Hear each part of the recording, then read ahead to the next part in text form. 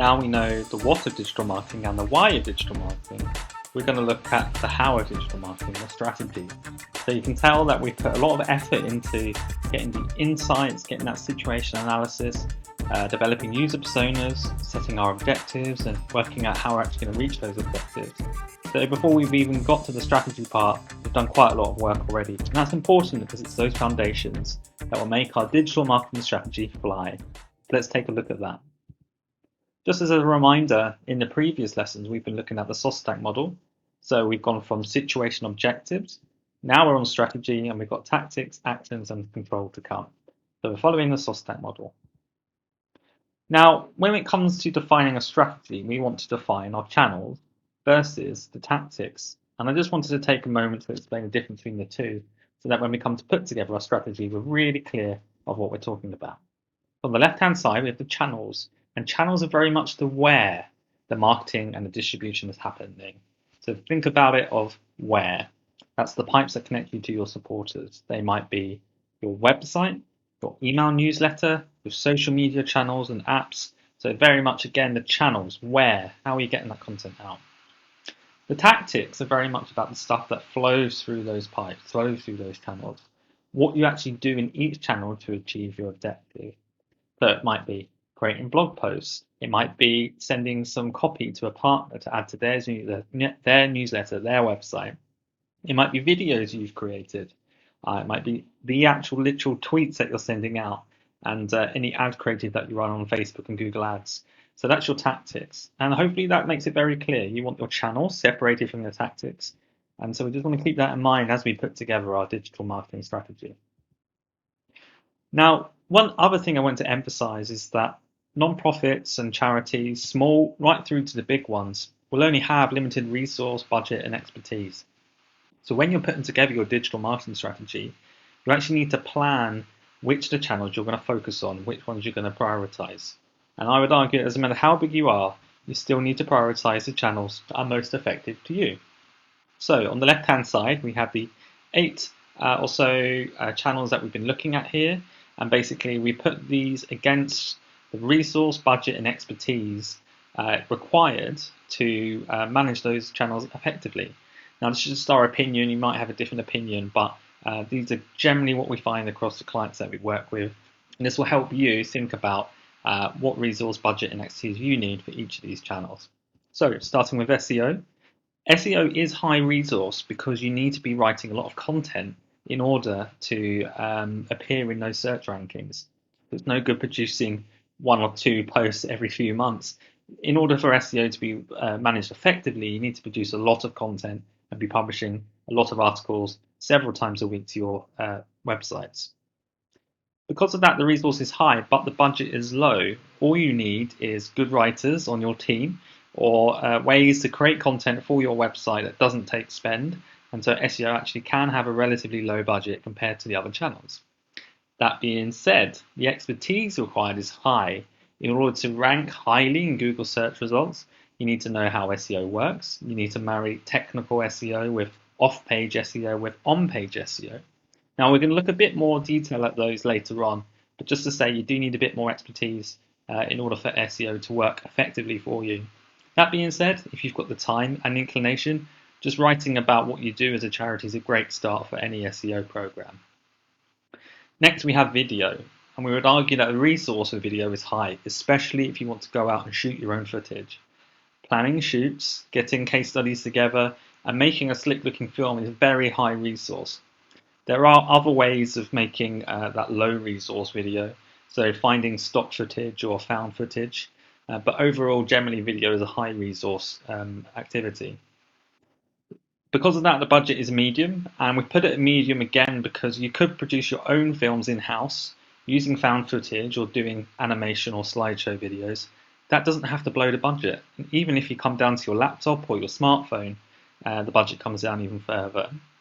That being said, the expertise is medium as well. You do need to know what you're doing. You do need to know about some technology in order to make video effective. You need to know about framing, about how to record audio well, and how to structure a video from beginning to end. So it's about the medium expertise for us. Next is partnerships. Now, partnerships can be really effective And that's why we put them as a resource as medium, because they can be big partnerships where you're running big campaigns together, or they can be smaller partnerships where you're just sending content to each other and asking them to publish that content on each other's channels. Budget is medium as well. Some budget is required if you want to promote something around a partnership. You might need to be planning campaign assets that you and a partner put together. So again, I guess a lot of it depends on how big the partnership is and what kind of expertise you want. The expertise is low because really all it is just finding the right partners who have the similar aspirations as you and have an audience that you want to reach. And as long as you can work well in partnership, then the expertise is relatively low. Next, we have Facebook ads. Facebook ads takes medium resource. Now we say medium because a lot of the work with Facebook ads is done up front in the planning stages, from deciding how much to spend, who to target, and what the ads look like. Once the ads are actually running, it's actually a much lower resource activity. So a lot of the resource planning goes up front. Now the budget is high. Essentially with Facebook, you can spend as much as you want. You can spend thousands, if not hundreds of thousands of pounds running your ads across several weeks. So the budget is considerably high in potential anyway. Now that doesn't mean with Facebook ads that you can't start with a low budget. You can start with under £100 to get going, find out some insights and see what works, and then scale from there. But generally, if you're running Facebook ads campaign, you want to put in a lot of budget to get the most from it. Expertise we put as medium. Now, Facebook ads really helps any charity to get going very quickly. So they have a guided setup process that make it easy for you to get your ads up and running. And there are even features like boosting posts that make it as easy as 1 or 2 clicks. So the expertise is medium. But then again, if you want to get really effective at Facebook ads, if you really want to understand what makes a campaign run extremely well and scale very well as well, you do need a lot of expertise. So for that reason, we're putting it at medium. Next, we've got Google Ads. Now, Google Ads, again, there's a lot of the planning goes up front. What the ads you're going to run, what targets, who are you going to target. That planning comes up front, and then once the ads are running, a lot of the time it's just tweaking and optimizing what's working already. So we put a low resource there. In terms of budget, it's low as well, and we've only put low again because of the Google Grants program. Google Grants program where you get $10,000 in free advertising spend every month. Because of that, for most charities, it should be a low spend. That being said, just like Facebook ads, the amount you can spend in Google ads if you have a paid account is unlimited. And of course, you could spend a lot of high budget on that. But because of the Google Grants program, we're going to put it here as low.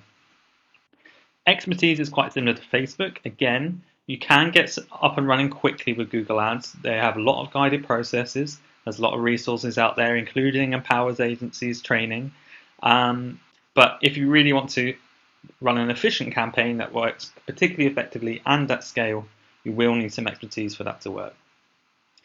Social media is next. Now, it's interesting here because we put it as high resource, and the reason we put that is because the work on social media is never done. You could spend all day tweeting, updating Facebook posts, updating Instagram, speaking to supporters, engaging with people, and that takes up a lot of resource. So you might think that is actually a free resource, and that's why budget is low. But you do need to put staff time and effort into creating content, publishing that content, and responding to the community. So we've actually put that as high resource. Budget is low, again, because it's free, and we're talking about organic social media here. And the expertise is medium. So again, the social media channels, a lot of people use them in their personal lives, so they're probably quite confident in finding their way around the platform. But if you want to turn that into an effective campaign where you're recruiting supporters, potentially converting them into donors, that requires quite a bit of expertise to manage and make effective. So we're putting that in as medium. Lastly, we're looking at email marketing. Now, it's relatively low resource. What you can do is create email newsletters based on existing content you have. So that might be the content that you're putting out on your website already, and you're just summarizing and packaging it up into an email newsletter. The budget is low. There are tools like MailChimp, which are free to set up for low numbers of email subscribers. And you can actually reach a lot of people for a low budget there, even when you start to pay for an email marketing tool. And again, the expertise is medium. To get going with an email marketing newsletter, it actually doesn't take much expertise to get up and running at all. There are plenty of guides out there. There are plenty of step-by-step processes for how to get your email newsletter up and running. But if you want to make it effective, if you want to make sure that you're converting people and engaging people, then you need some expertise and structure around your email newsletter. So that's why we put it as a medium. Now, that gives you an idea of the kind of things you need to think about when assessing each of these digital marketing channels. Each organization is different and your priorities will be different. So you need to make sure that you're aware of how much resource, budget, or expertise each of these channels takes. And when you actually get going with your digital marketing activity, take the time to review how each of these fit for you.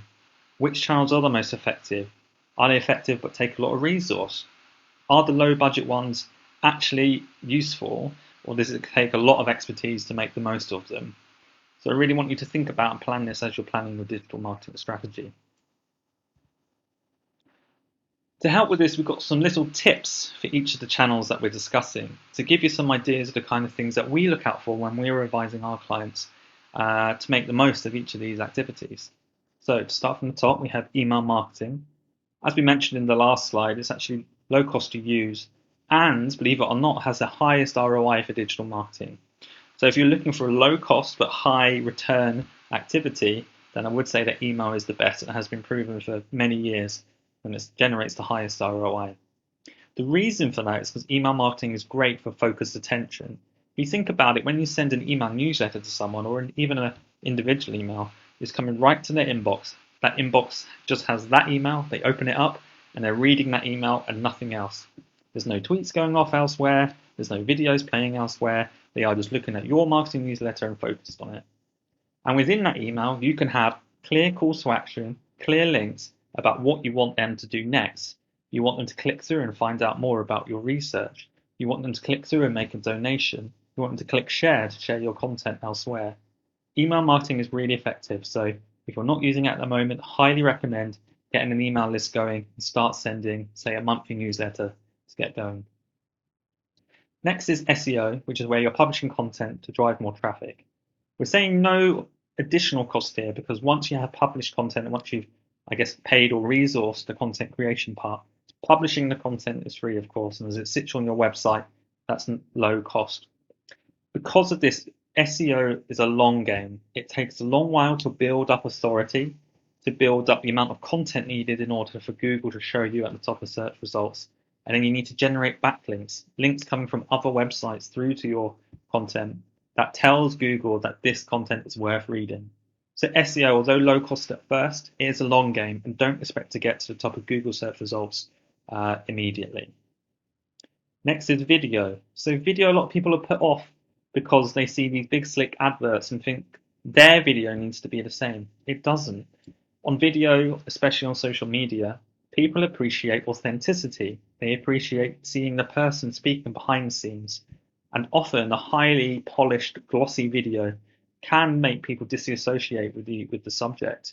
And instead, just portraying people, being honest, authentic, speaking directly to them is a much more authentic way of engaging and connecting with people, especially on digital.